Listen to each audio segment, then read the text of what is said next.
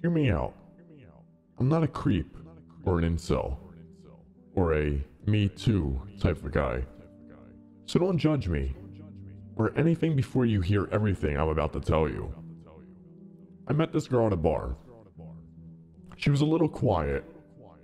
When I first saw her, she was sitting alone in the corner.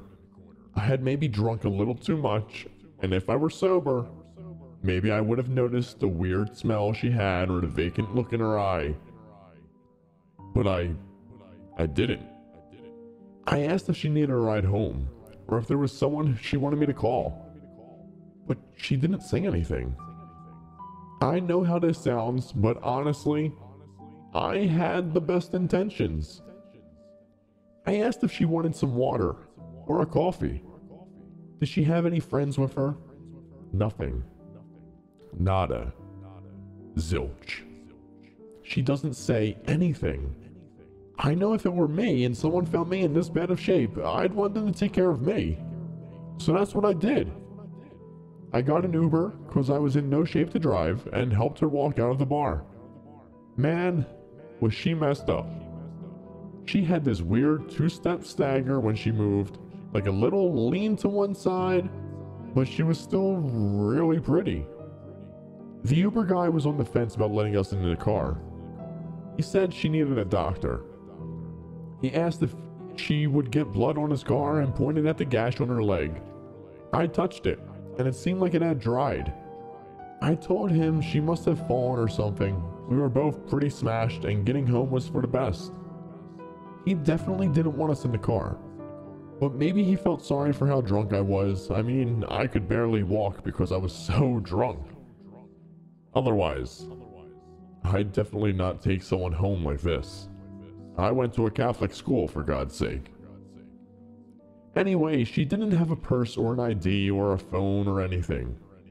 I swear, I asked like several times where she lived, and she never said anything. I didn't know what to do. I was stuck with this girl who was a mess. And I was definitely super drunk, not sure what to do, so I decided to take her to my house, but not in a Harvey Weinstein way. Like in a normal, I had the best intentions type of way. Anyway, we got to my house and I double checked she was okay with going in. I said I would be glad to have the Uber take her somewhere else. I'm pretty sure the driver heard this. You could ask him. She didn't say anything other than like this little growl.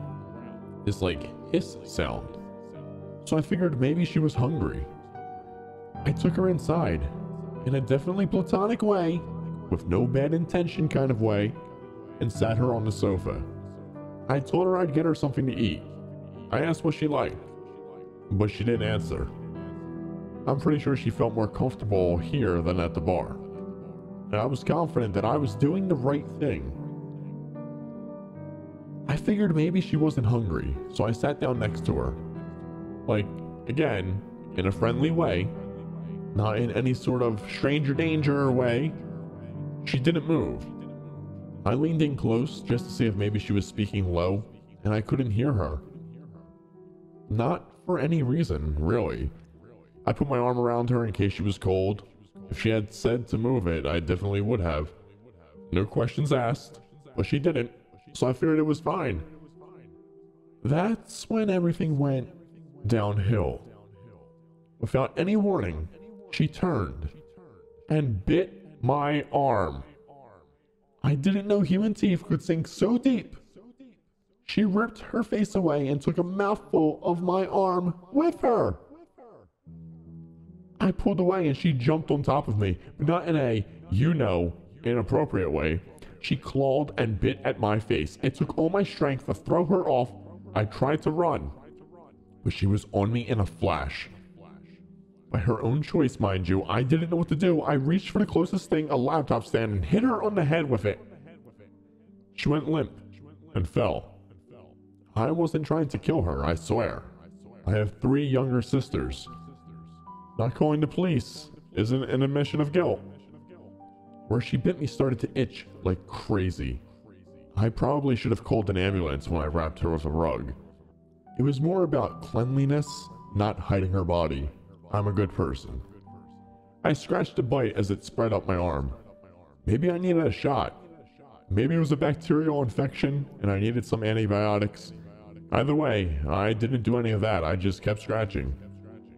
When I put her in the back of my truck, it wasn't to get rid of her body. I mean, who would want to see their loved one in such a state?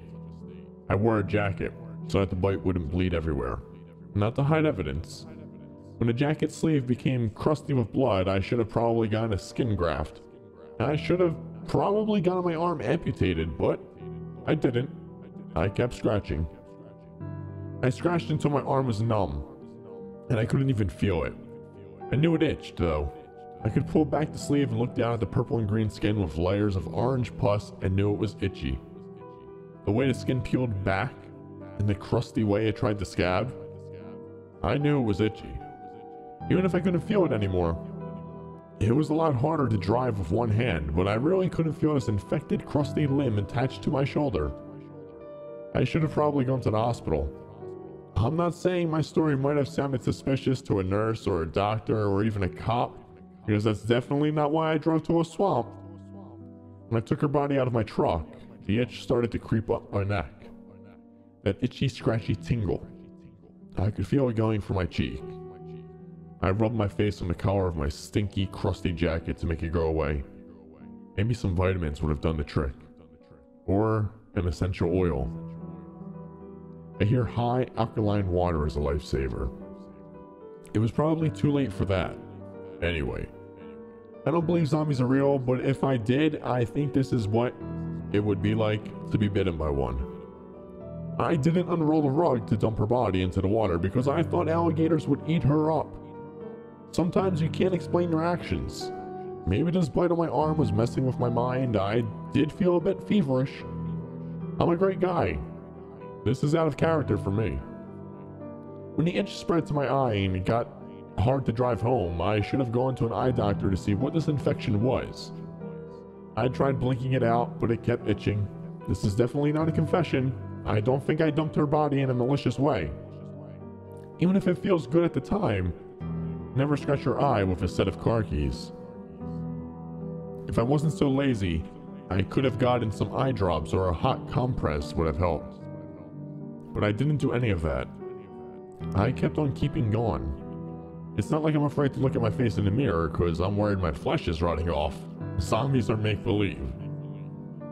My scalp is drying out. My hand comes back with clumps of hair after I try to make the itching stop. Ugh, I think I'm dying, but not in a living dead way. I'm starting to smell like that girl. I don't know what this infection is, but it's getting worse. I should post this in a medical sub or telemed. I should email my doctor, but I'm not. I'm sharing it with you instead. This post isn't any kind of admittance of guilt or trying to clear my conscience because I didn't do anything wrong. But the more I think about that girl, the more I realize that maybe something was wrong with her. And whatever it was, well, now it's happening to me.